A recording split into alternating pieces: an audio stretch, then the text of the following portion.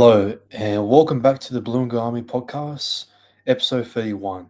Before we begin this episode, guys, if you guys are brand new to the podcast itself, please make sure to subscribe to the YouTube channel and also follow us on other platforms such as Instagram, Spotify, and also on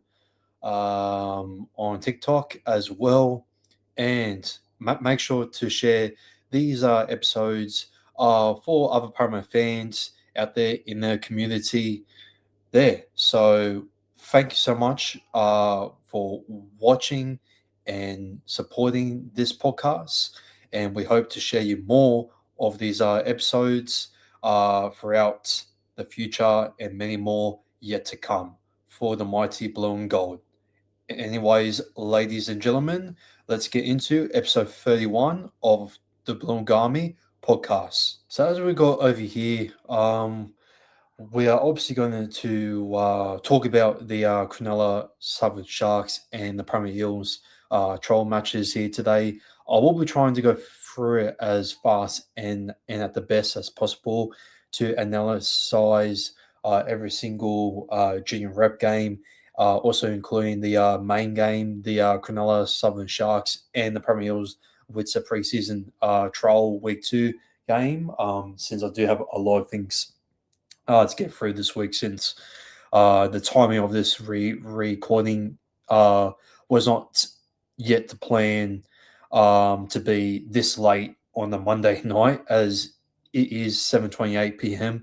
and I do need to rush this out as soon as possible. So I hope you do or understand on where I am coming from. And let's hope that this episode is going to be the best one yet for you guys, and hopefully I can be able to start doing these reviews again, just like last year, but doing it way better this time on StreamYard. So hopefully this type of style is going to improve the way that I analyze the matches that I'm going to go through. But anyways, enough waffling around. Let's get into the first ever junior rep game as we start off here with ladies first with the Tasha Gale team here, who did unfortunately just lost against the West Tigers there, coming up short there by 22 points to 16 down at Camden, but then managed to hold on there towards the end there, 10.6. And it all started here in the first minute there with the Sharks fullback there, Tegan Boyce, there scoring a try, but thankfully missed conversion. But it didn't really matter when they missed the conversion, since Ella Ropata did actually take the penalty shot, and she made it 6 points to nil. Alana O'Lungan has gotten the try there, and she made it 6 points to 4 to clap back there. And Ava Jones converts the try there to equalize the scoreline there. And then a few minutes later there, Keelah Gray went over there to make it 10.6 in the first half. And then it was basically just arm wrestle there, back and forth. And looking at the stats over here, there's not many great stats that the website does actually show, but head injury wise, the Sharks had one.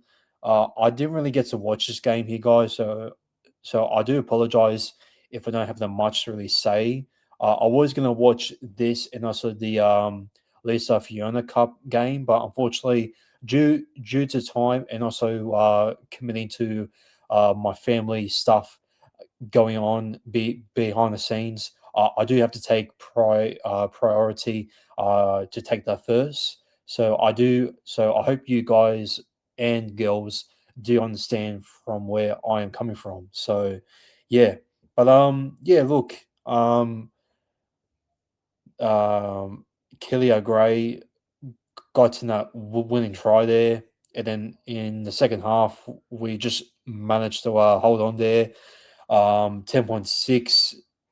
No one scored in the second half there. And yeah, uh, pretty good there for our Tasha girls, and for the Lisa Fiona girls, they gone over against um, the Sharks there, comfortably beating them by 32.6. So I'll get it up here just in a sec. Let's go over here. Let's pack Lisa Fiona. And there they are. After smashing the Tigers there, 24 points to 4, they do get another win there, only conceding one try again. In the 44th minute there, we had Ruby Anossi Tupolotsu. I believe she is the sister of Christian there. I could be wrong. She scores there in the 5th minute there, playing on the wing. Yes, in number 5, obviously. And then we had Isabella Bell. Who was playing at lock there, scored in the scored in the 8th minute there. We had Amani Cook there, who Amani Cook, who played at dummy half there, came off there and scored in the 32nd minute there. Tegan Nicholas, who was playing, Tegan Nicholas, where is she? Tegan Nicholas. Oh yeah, fullback, right there.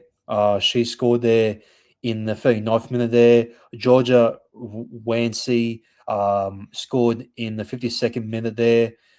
Georgia Wancy there, playing in the centres there, scored in the 52nd minute, and then she also scored again just before full time there, to make it 30 points to 6. And Tamika, oh sorry, no, she made it 32, and then unfortunately Withers missed a conversion there to put the icing on the cake there. But it's all good.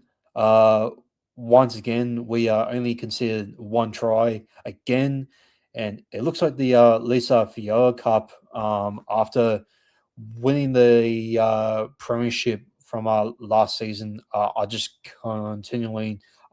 Sorry, just continuing to dominate from last season, like they haven't even stopped. So yeah, good, good, good on the girls, and I hope that that they can keep this up and that they can win the whole entire thing back to back. Anyways, let's move on to the junior men's reps matches there, with the Harold Matthews Cup kicking off there at 10:30 a.m. at Henson Park, the first ever match at Henson Park on Sunday. And yeah, well, funny enough, we were down. Sorry, no, we were in front there with our fullback there, Liam Martin there, scoring the first try there in the 21st minute there. Unfortunately, he missed a conversion, and then the Sharks there hit back there with Koa Cooper there, but Cooper also misses a conversion there, and then Lorima Susesu, if I pronounce his last name correctly, scored 8 points to 4, and then Liam Martin converts the try there to make it 10 points to 4. And then the Sharks hit back again, and it was 10-all. And then Parramatta, they went in front with Thomas Jackson there in the 49th minute there, and about 4 minutes later, the Eels break that. The Eels break that gap there to score 20 points to 10 with Keon Jackson there. A brother of Thomas, I believe, there gets over there, and they do miss a conversion on the 55th minute there, and then 5 minutes later, we managed to hold on there, just in case if the Sharks do have a late scare to get there, but But we all know when uh, Keon Jackson has opened up the gap there. We all knew it was over, and that we could hold on there. And uh, a fantastic performance there from the Matthew Harold's Cup team there, who did struggle um, to make it to the finals. I believe from last season. I could be wrong, but um, like last season, look on the ladder over here. Oh, Matthews. Okay, so we did actually manage to make it to the top eight, but we did actually struggle in the finals from last season, going out against, I believe it was against the Roosters in the first week of the finals just by 4 points. So, uh, yeah, the Eels are in a similar position since most games from last year were pretty close. But we managed to get revenge there against the Sharks there after losing them at home at a New Era Stadium there. I believe that was in Eric Twiddle Stadium. I could be wrong. I might have to search it up while recording this. New Era Stadium. I think that's the one in Maryland's. Oh no, it's in Cabramatta. My bad. So yeah, I don't know how we managed to lose against the Sharks at Cabramatta. That's actually very surprising, but we managed to clap back at them. Uh, in the return there, sorry, no, not in the return there. Just at Henson Park there, and yeah, so a very good win there from the Harold Matthew boys there in round two. After just defeating the Magpies there, also away, so that's huge. But we also have got another game there against the Balmain Tigers, who have actually been pretty good, I believe. I might have to check it right now. Matthew Harold's Cup. Just give me a sec, guys. I know that I might be bragging on here, but I just got to see on how the Balmain Tigers are doing in the competition because I think they won. No, they lost actually. So no, they had the bye in round two, and I think they're going to be fully fit. So it is going to be another tough game for us to travel to Leica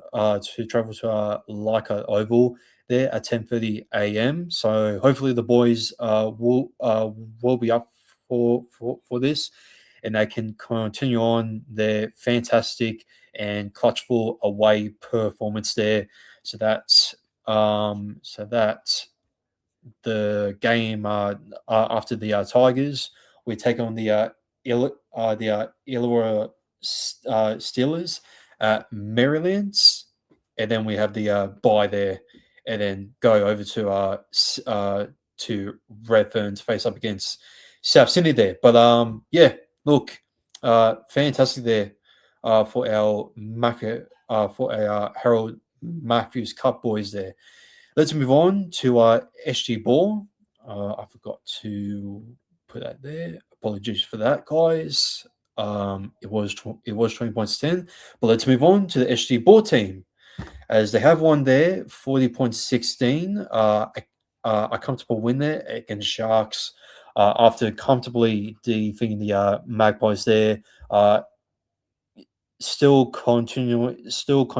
Continuing that dominant win from last season, and they will also join the Harold Matthews Cup team there at Leichhardt there. I want to see how the Belmont Tigers are doing in the SG Bull Cup. Are they doing the same thing as the Harold Matthews Cup team. Maybe, who knows? Let's see. So they actually had the bye. So in round one, they faced up against the Roosters. Oh boy, they absolutely crushed them, 40 points to 4 at Woi over there. That's wow. Damn. So they're pretty much, I think the first still. So it's going to be a big game, and it's going to be a pretty good game in my opinion at 12 p.m. on a Saturday on the 21st of February, and this could be the SG Ball match of the week there in round three. There, you obviously got the Central Coast Roosters there, the former champions there, up against the Bulldogs, where the Bulldogs in the SG Ball Cup did lose against the Raiders and had the bye there, so they're not doing the greatest there. And neither of the Central Coast Roosters there are as well. They actually got pumped by the Parent Panthers there, 56-6 at St Mary's. Oh wow! Could this be the rise again of the Junior Panthers there? Who knows? I mean, we do take on the Parent Panthers there in the SG Ball Cup. We do take them on SG Ball Cup. We take on the Panthers. Oh, we don't take them on this season actually. So I got a feeling that it's going to be a pretty interesting one if we do if we do take them on. If we do manage to, oh sorry, no, we will make it to the eight as the SG Ball team does actually face up against the current champions for the 2025 Grand Final rematch there in round 8 in Maryland. But anyways, we're jumping way too forward here. So yeah, look, a quick go through here for the SG Board team against the Cronulla Southern Sharks there. Now, again, I was going to watch this match here, but unfortunately, the same way as was said for the Tashigel and the Lisa Fiona teams there, I had other priorities to commit to, but that's all right. As Riley Davis there scored a double there on the 12th and the 36th minute there. Nathan Howlett scores on the 49th minute. And Cyrus Bloomfield and Cyrus Bloomfield scored in the 59th and also in the 68th minute there as well. And yeah, it was a very good performance there from our boys there, and we actually managed to play there, I believe, without Ryder Tuolungi, Lynch and Lincoln Fletcher there with Riley Davis and Oliver Walker there as the half parents there, but no Lincoln Fletcher, no Ryder Tuolungi, no other SG Ball players there, no Arpa Twindle, no worries at all. So yeah, even though we conceded 16 points there against Isaac Dawson, Luca Pirello, Connor Murphy, and yeah, not yeah, it was a pretty dominant performance here, and nothing too much to really say stats wise. It was similar to the one for the Tashigel team there. So I mean, both benches being used there by sometimes. I mean, the website itself doesn't really like tell the proper team stats there. So I do apologize if I don't really have the proper team stats there. I don't know why the website doesn't have it. But I might actually next time in the next episode, I might actually try and find some proper stats there for the junior rep teams there, just to be able to analyze it much more. But yeah, that's pretty much it there for our HT board team. And now we move on to the main one, the Witzer preseason challenge, the Cronulla Sharks and the Premier Eels there for the preseason trial week 2. So here we are for the main game that you guys have been waiting for, the Cronulla Southern Sharks and the Premier Eels with the preseason challenge for the review. As we're going into this game here at Henson Park here for the first ever time being played, sorry, well, returned to first grade for the first ever time since I believe 1991. I could be wrong. Somewhere in the 90s is where the Sharks played the last ever game against the Roosters, where they actually lost that one. And today, we're returning back to play first grade here. They still managed to get pumped by 40.6. So that was pretty good from us. And yeah, let's go through this absolute fantastic, electrifying performance here from the Eels.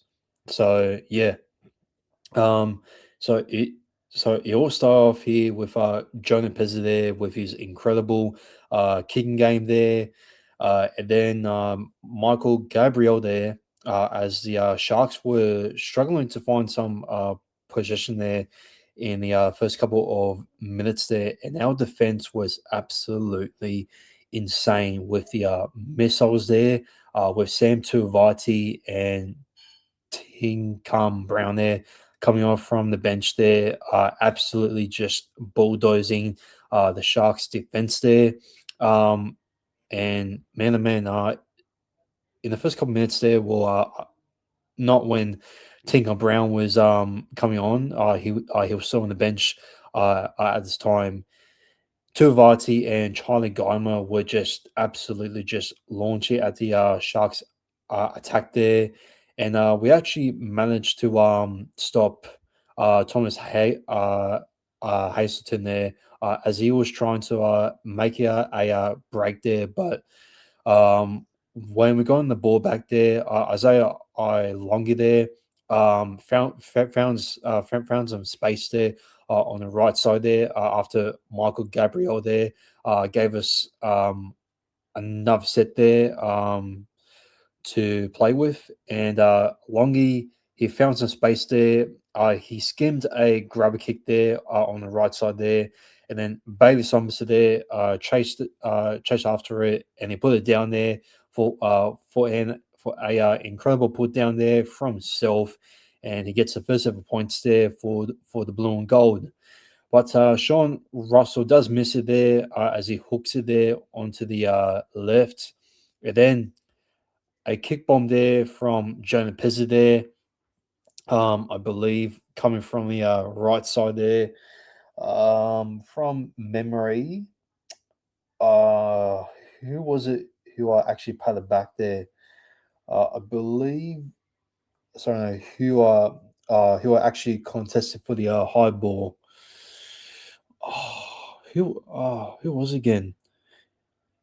I know he was one of the forwards. I don't think it was Matt Dory, but I do believe that Matt Dory did actually set up for Riley Smith there. I believe there where it was a loose ball there for Riley there, who managed to pick it up there and score under the post there to make it 8 points to 0. And Sean Russell converts the try there to make it 10 points to 0. And then also Sean Russell from a from on the last tackle there, where it was who I actually passed to him. I think it was who was it? It was I think it was Simonson, or was it Joash? I believe. Let's see. I think it was Joash who who actually passed it to Sean Russell there, and Sean Russell just managed to use his footwork there, just to go around players and just to race and take on the Sharks fullback there, Riley Jones, and he managed to beat him uh, to the corner post there on the left side there, and Sean Russell makes it uh, 14 points to nil. And Jonah Pezzett takes the goal kicking duties there to make it 16 points to nil. But unfortunately, from the kickoff there, Sam Tuivati knocks on the ball. Matt Dory there, unfortunately, concedes a ruck infringement there. A set restart there from the Cronulla Southern Sharks. Nuwai Peru puts up the kick bomb there, and then Riley Smith there unfortunately gives the Sharks another few chances there, but our defense was just absolutely insane. And unfortunately, we were a little bit sloppy here with our discipline here, but unfortunately, the Sharks could not execute. And when Ryder Tuolungi came on there, his first ever run there, first ever hit up, should I say, he instantly got in a concussion there, and unfortunately, that was his night done. And that shows some signs that I think he is still a long way away from starting or even getting another taste there into first grade. I feel like even though he does have the size and the any toughness there, I do think that he needs to have a little more experience in SG ball there, or either New South Wales Cup there. Give him a couple of chances in a New South Wales Cup there, and I think he will be ready. But I think at the moment, Ryo Tuolungi needs to stay in SG ball until he can be fully confident that he can take on a full season there, promoting himself there onto the New South Wales Cup team there. So yeah, he does have the talent there, Ryder Tuolungi, but unfortunately at the moment, being the younger brother as Blaze, I don't think that he has reached to that level yet as what his older brother has done. So yeah, let's hope that Ryder can be able to work on his fundamentals there, and he can be able to just learn on what he has tasted from reality into first grade. So let's hope that that first hit won't put him off there from confidence. So yeah. So Matt Dory comes back on there for Ryder. Thomas Hazelton there concedes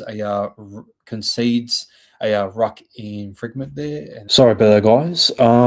So yeah, it was 16 to nil there, and after that ruck infringement there, another great short ball there from Matt Dory there to put T-Cum Brown there through and just to cross himself over there to make it 20 points to nil. He was absolutely fantastic there when T-Cum Brown came on in the 80th minute there, replacing Sam Tuvati, who made who made the most tackles there by 37 tackles and 2 miss by running a total of 126 runner meters.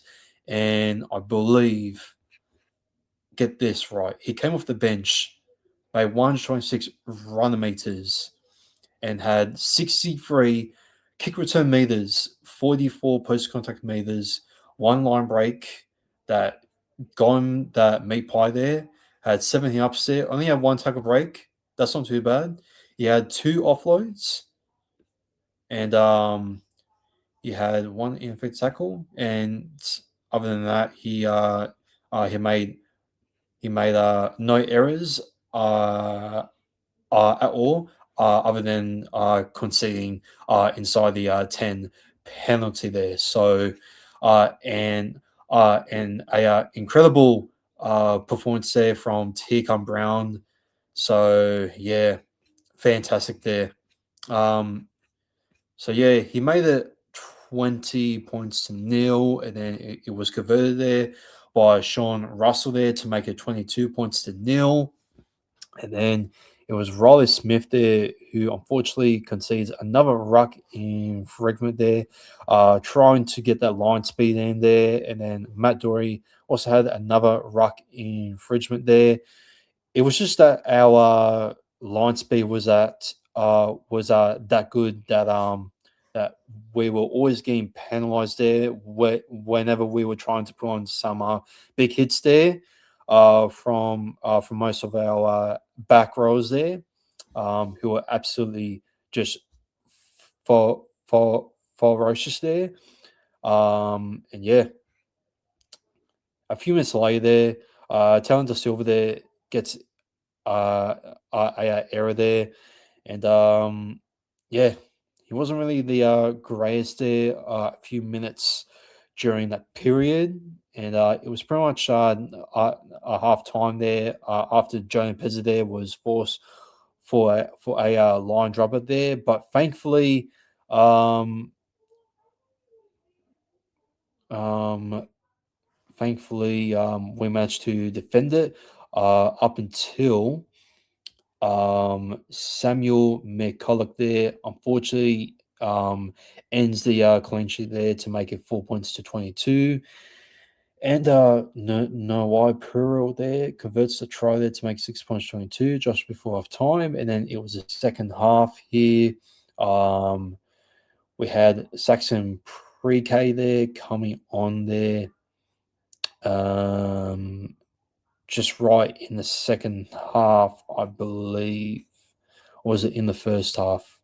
Yeah, it was in the first half, replacing Charlie Geimer there 3 minutes before half time. And yeah, he taken a couple of runs there, and he unfortunately made a couple of errors there. So there were some good signs from Saxon Price, but sorry about that, guys. I was told to be a little bit more quieter, but the show must go on. So, yep.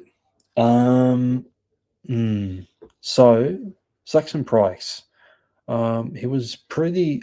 He showed some pretty good signs there throughout his runs and also his post contacts there. But unfortunately, it was his fundamentals that did let him down there. So I'm hoping that he can improve on that in the future there, since he has been playing in the junior system for quite a while there. Mohammed Dean was pretty good there for his runner meets there. I know that he's not the superstar like backliner as your Bailey Simonsons there, or your Sean Russells, or even or even bloody Apatwindle there. But yeah, no. When Apatwindle came on, I believe it was in the second half, if I'm correct, or it could be in the first half again. I think it was, or was it second half? I'm pretty sure it was second half when Araz Navar came on with the other boys with Richard Pensini, which to be honest, I haven't really seen too much from him. I mean, looking at stats over here, I mean, let's see on how he has done. So Richard Penasini, let's see on how he's done. So Penasini, look, he played for half the match there. He did made 82 runner meters there. Sorry, no, he made 72 runner meters there. 40 post contact meters there. He was pretty good. But I want to see more of him there throughout his defense there. He did made two. He made two line breaks there. Sorry, no, two tackle breaks there, which was pretty good. It was pretty good. But defensively, yeah, he was pretty good. Okay, so defensively he was pretty good, but yeah, because I think a few moments during the game, I think I was like getting like dinner, so I think I might have missed out when he was trying to get those line breaks in there. But I think from memory, I think him and Upper Twindle were linking up at some stage. I think in the mid or second period of the second half.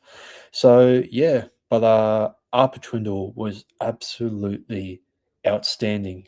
His class throughout his paceful attack reminded me of Jai Field. Man, him and Jackson Pre-Q, and also with that combination there with Lorenzo Talenta there, with that great offload there from Will Latu there, to get Upper Twindle his first try there, and then link up there with, I think it was with either with Muhammad Ahmadine or with Araz Nava there,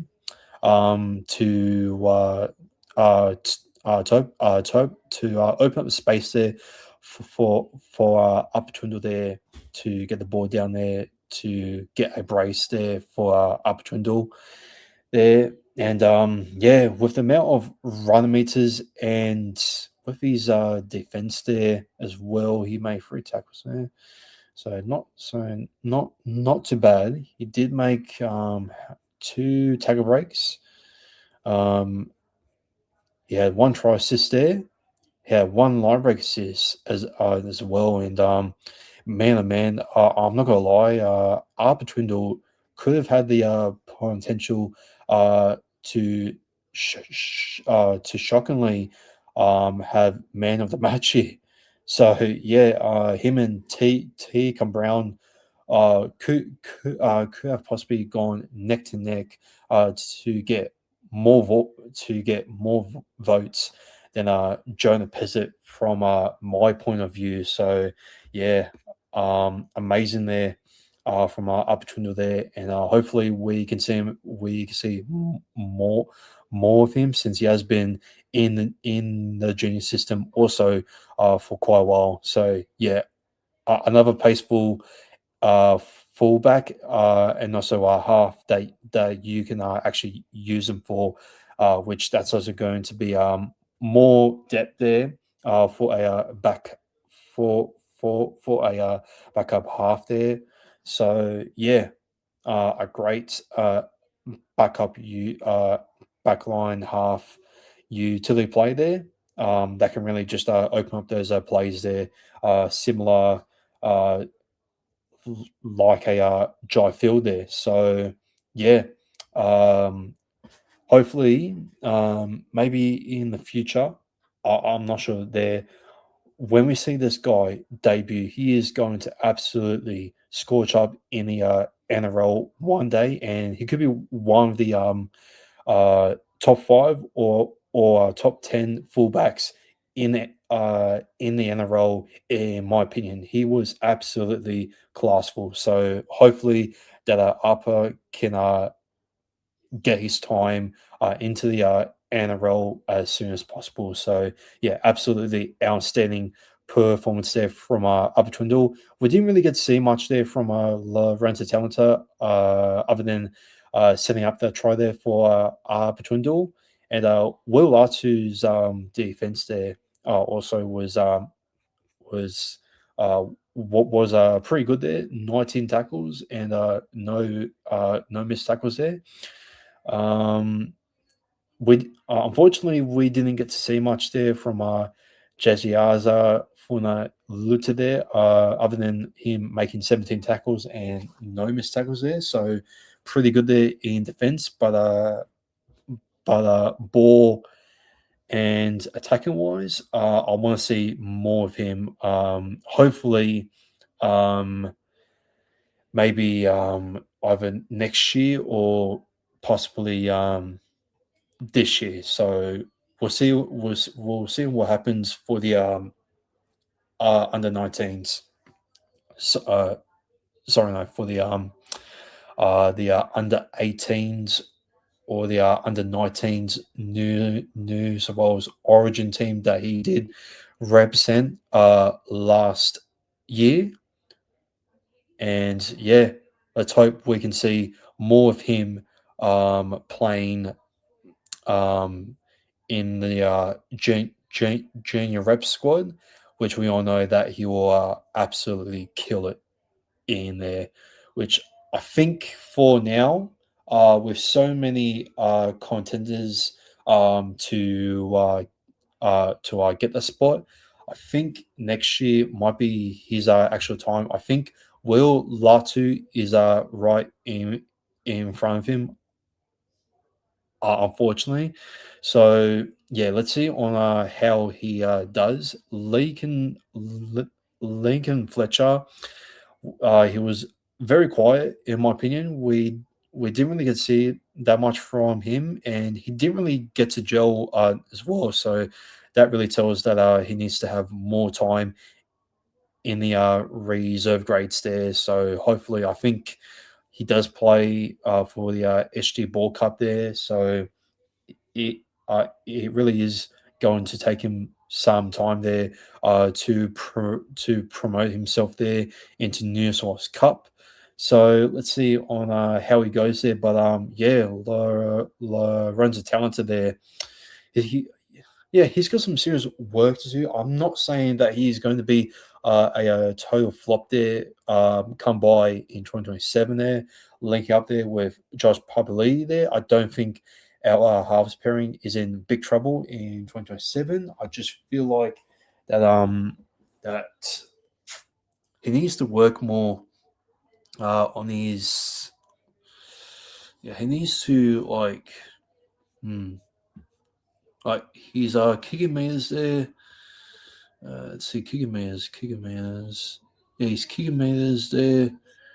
Um, doesn't really show there because I don't think he was taking the punts there. I think it was more of I think Ronald Volkman there. So yeah, I think Volkman was pretty good as well. I mean, look, Talenta was also pretty good, but yeah, looking over here, dumbing passes, Volkman managed to actually make three d- d- d- dumbing passes there, and he also missed one tackle. Um, he did also make one tackle break there, Volkman, and he wasn't actually that bad there. So not a bad return there for Ronald Volkman there into first grade footy there since round one or round two since he debuted for us last season. I think against the Storm, that was his last game, or I think against the West Tigers in round two, I believe. No, sorry, I think round two was against the Seagulls. So yeah, I think round two or either round three was his last ever game. I'll actually check that out right now before we actually go through the stats here for our 3-1 there. As you guys have probably seen on our Instagram page there. So yeah, um, let's see. Okay, so 2025 round one. No, that's for the women's. I want to see. So 2025 got smashed. Okay, so round two was against Tigers. My bad. Did he start there? Yeah, he did. So I think round two was the last time that he did actually start for us, and then onwards from there, yeah, he's just gotten dropped. I think. Yeah, he did. Yeah, yeah, he did. Yeah, he did. Yeah. So round two was the last ever time he played first grade for us, and not a bad return for him. I mean, if you look at his stats, I know it's a troll, and I know that I'm looking at this way too deep. But in case if he does get that call up there, maybe for next season, to be that backup half there, to maybe replace maybe Josh, or maybe who knows, Lorenzo there. Who knows? Yeah.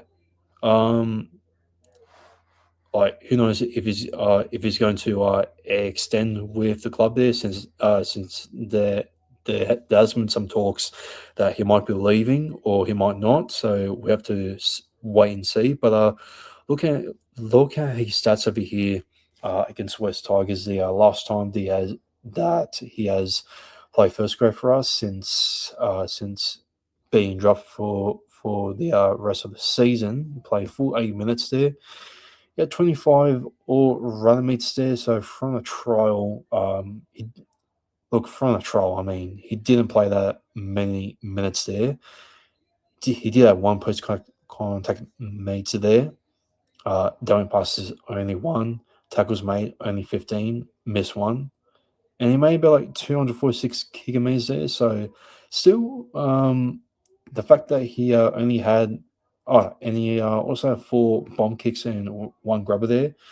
And the fact that he during that game against the Sharks there, for the preseason, the fact that he only had about like how many minutes there again?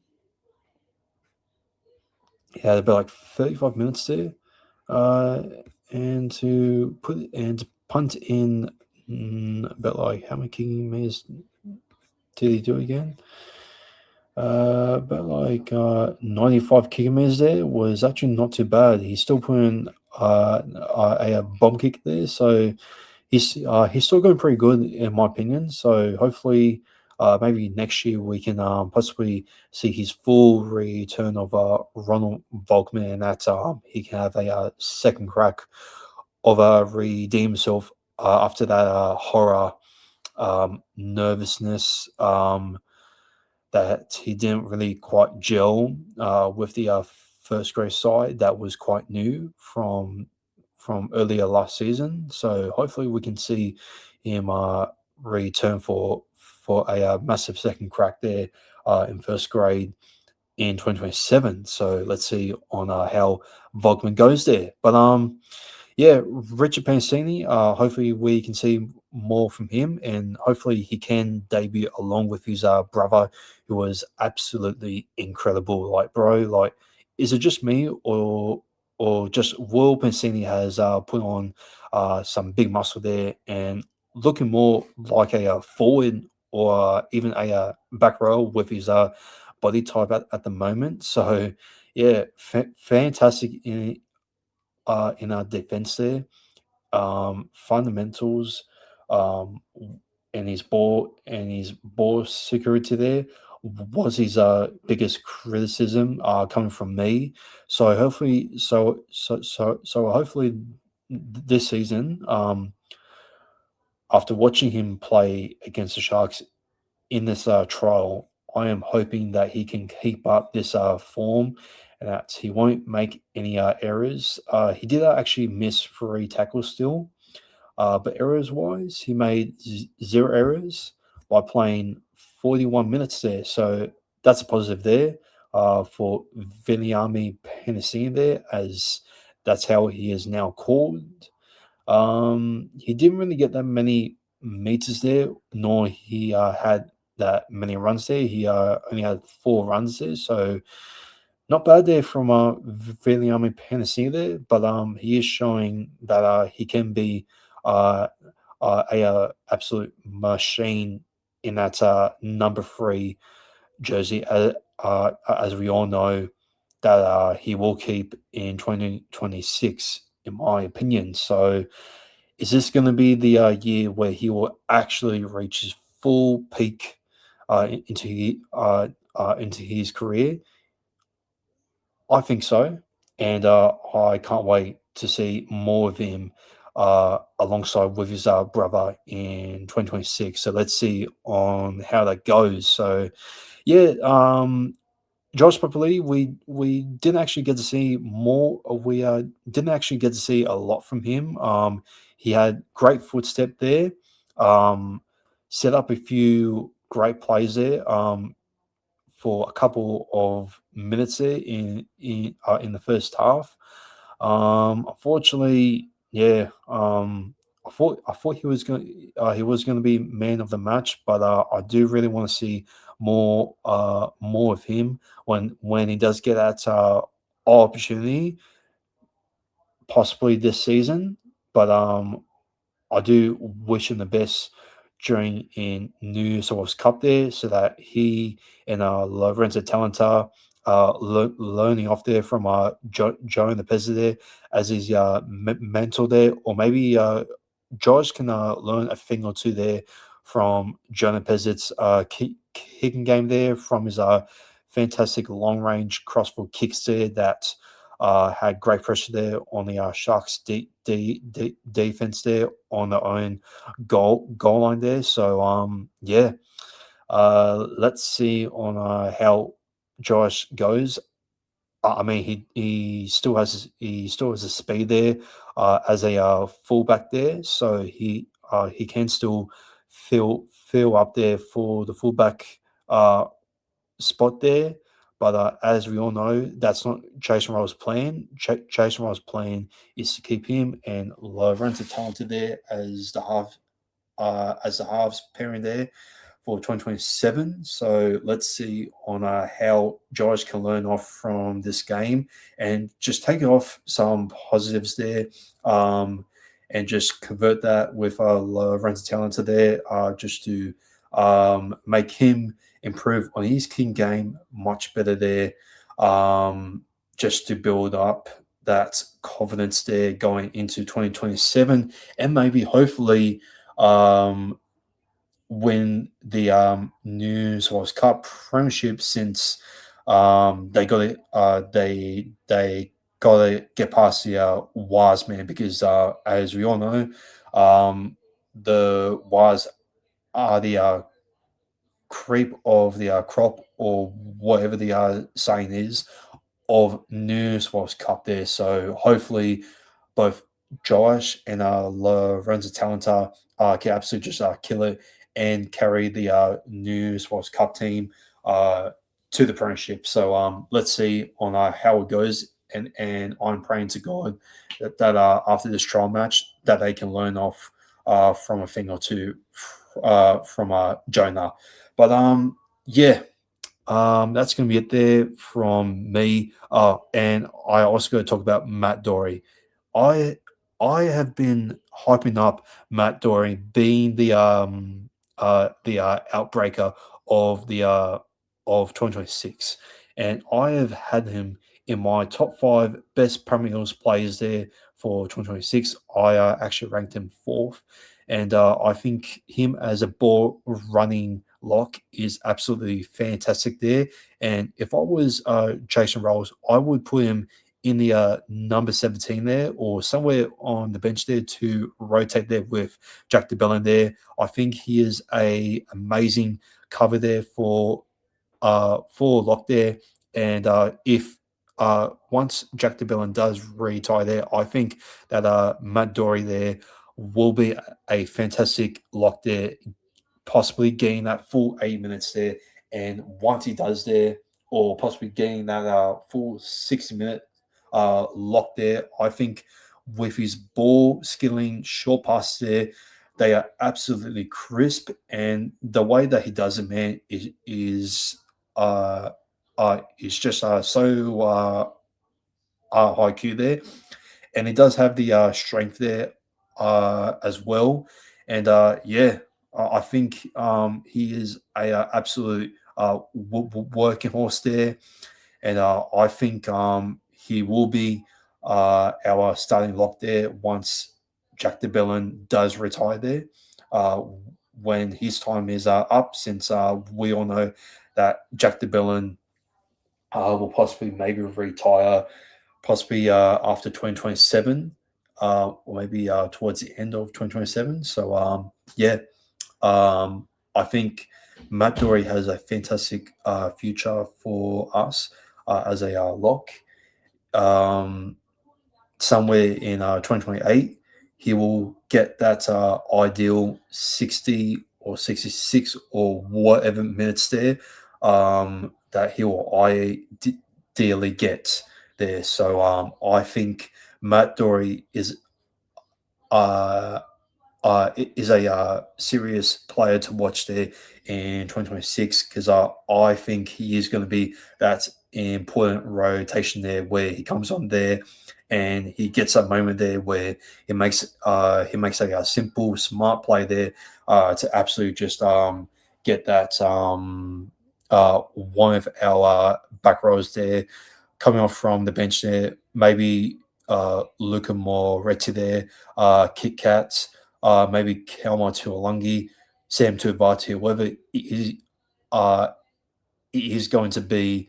I think that Matt Dory is going to be that hero that he will be coming off from the bench as a lock, where one of our forwards there are exhausted there, and that's our opponents' hookers or one of the spines are outsmarting us there and starting to see some holes that they can potentially open up there. But yeah, man, like if we can somehow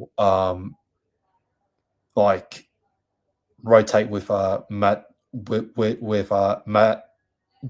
Dory there and just try and get those combinations there with all of our forwards there. I reckon that Matt Dory will be a absolute unstoppable player in in 2026.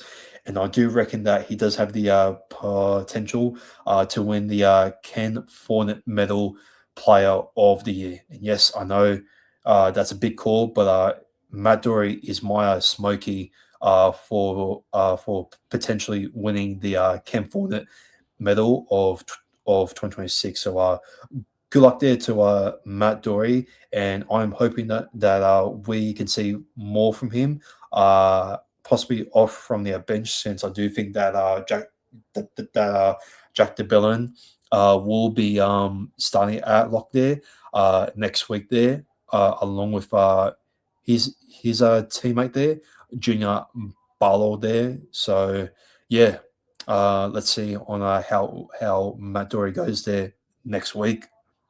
But yeah, I think I have said enough here, guys. It is starting to get late over here at 8:28 p.m. here. So I hope you guys have enjoyed this episode here.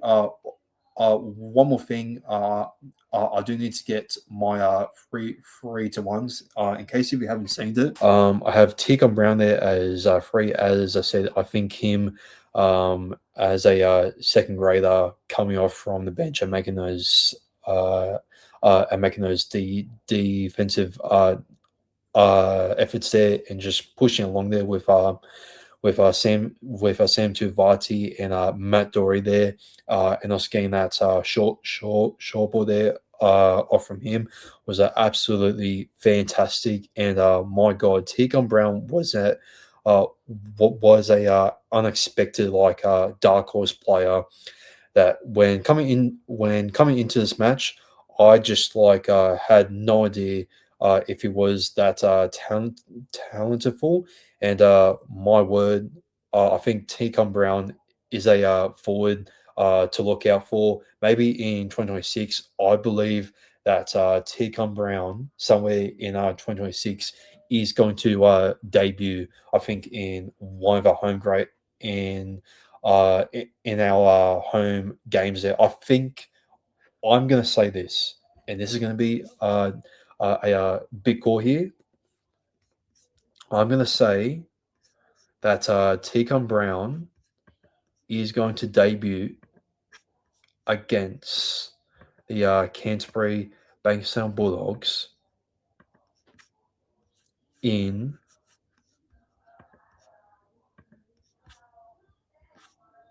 round 7 on a Sunday arvo at 4:05 p.m. How good?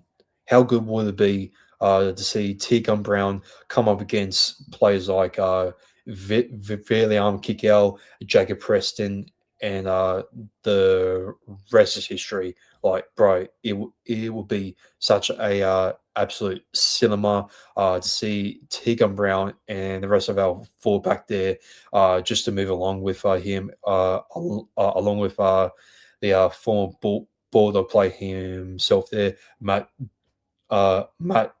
Dory there.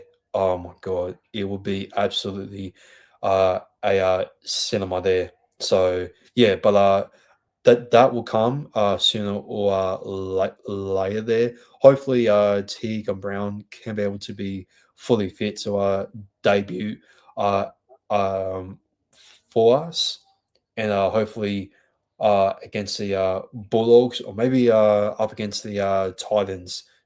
Who knows? So yeah, well let's see on how it goes. I didn't share my screen there, so so my apologies. So there you go there, Tegan Brown at number 3. You got Jonah Pezza there at number 2 there with his kicking game and his game management there as well. Seeing some good signs that he can do some similar skills than what Mitchell Moses does. Arthur Trindle, as I said again, him and Tegan Brown were neck to neck potentially to go for that man of the match there. But yeah, Arthur Trindle, absolutely outstanding and colossal and peaceful attacking and supportive performance there from himself there. So yeah, and that's it there for the Cronulla Southern Sharks and the Premier Eels trial week 2 there, and that's it there for the Blue Army episode 31 there. I hope you guys did actually uh, uh, enjoy this episode here. I do apologize if I don't have my mic here for this episode, and I do also apologize if my green screen was a little bit hazy going towards the end there. It was pretty good there towards sorry, from the start of this episode here, but unfortunately, it's now lagging out still right now. So yeah, hopefully next time won't be able to do this. So yeah, um as of always, if you guys have enjoyed this episode, please give it uh give it a like, and also subscribe to the YouTube channel, and also follow us on other platforms on Instagram, on TikTok, and also follow us more for more episodes on Apple Podcasts, Spotify, and also on the YouTube channel as well.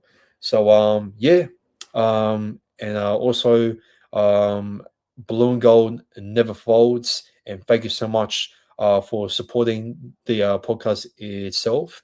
And as of always, go Para.